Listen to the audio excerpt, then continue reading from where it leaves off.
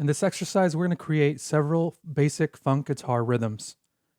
We're going to start off with something very simple, just one chord, and then it's going to get a little bit more complicated after that. I'm going to show you my process.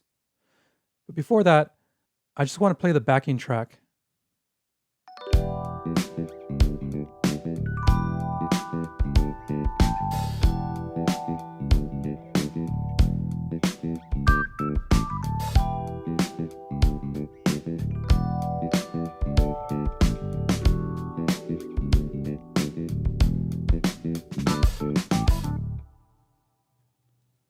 Very simple, very repetitive. Now let's go into the plugin. For this exercise, I'm using Ample Guitar SC, which is a Stratocaster. And the reason for that is because when I think of funk music, I think of the Strat. It just has that very thin sound that is just barely there, but you can hear it. I'm using the neck and middle pickup because that has that very bright sound that I like. For the amp, I'm using the 65 twang. I have it set to bright, and you can see my settings here. Another thing you can do is to download my preset, go to your folder, go to Ample Sound,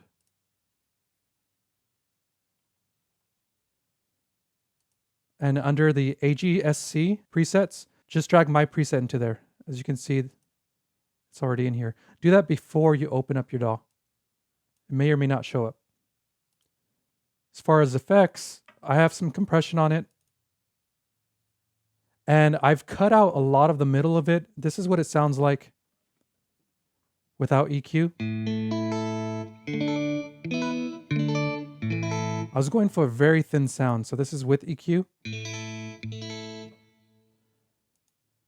No delay and some reverb.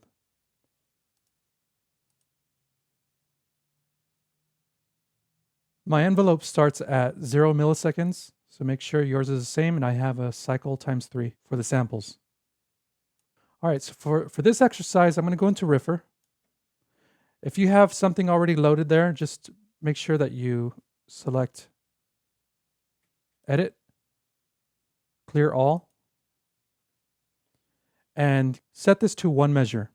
You need to know, if you're not familiar with funk music or funk guitar, the 16th note is the basis for funk guitar rhythm. So you can think of it as 1 E and a 2 E and a 3 E and a 4 E and a 1 E and a 2. That's how it's divided, and it's a constant down-up stroke. I mean, there are variations where you can syncopate it or you can strum certain notes a lot longer than others, but generally speaking, that is the groove. Down, up, over 16th notes. 1 E and a 2 E and a... This piece right here, this exercise, has a little bit of a swing to it, which I'm going to edit in Logic's MIDI editor because there's no swing function in this. So first thing I'm going to do is I'm going to hit the E string. And then on the second beat, I want an E minor chord. So I'm going to go down to the string line. That automatically creates a downstroke. I'm going to go to E minor, and then I'm going to have the third E minor because this is going to be a lot higher. Now I want this note to only be the top 3 highest notes. So I'm going to click these and delete them, and this is what it sounds like.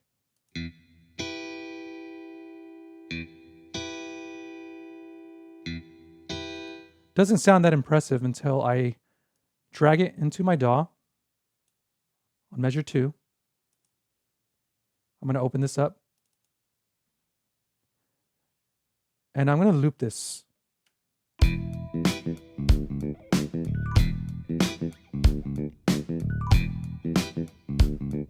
That's already sounding better.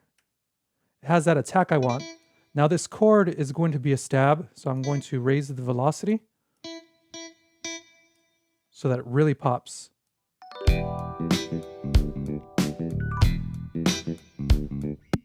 That sounds pretty good so far. However, there's nothing really interesting about it. I want to fill in the rest of this with some muted strums. And for that, we're going to go all the way to B5 and C6. B5 is a downstroke, and C6 is an upstroke. So if you want to imagine this, this is a one whole measure, 4 beats, but it's made up of 16 16th note divisions. So each of this in my head is going to be filled with down and up strokes. So it would look like this. I'm going to lower the velocity of this one.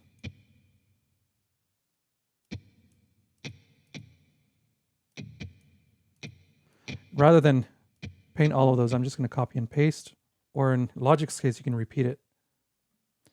So it gives this nice little filler rhythm.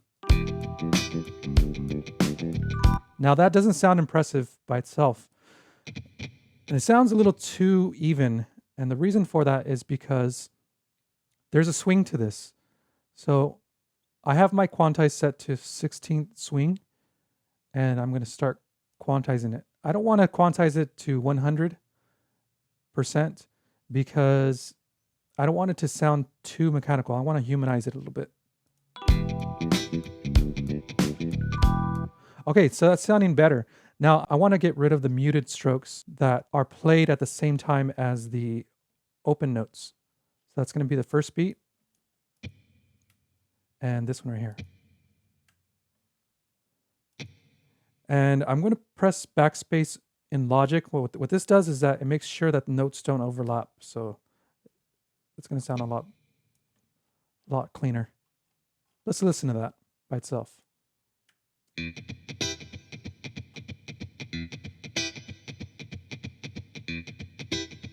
All right, that sounds better. Another thing I would do is lower the velocity of this. This is standing out too much. And then I'm going to randomize the velocity. What this does is that the velocity of the notes that I selected are going to be changed. And I'm going to have them set between about 20 and 40.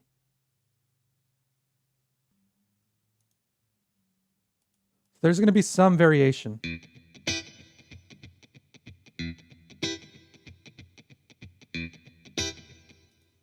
All right, then I simply repeat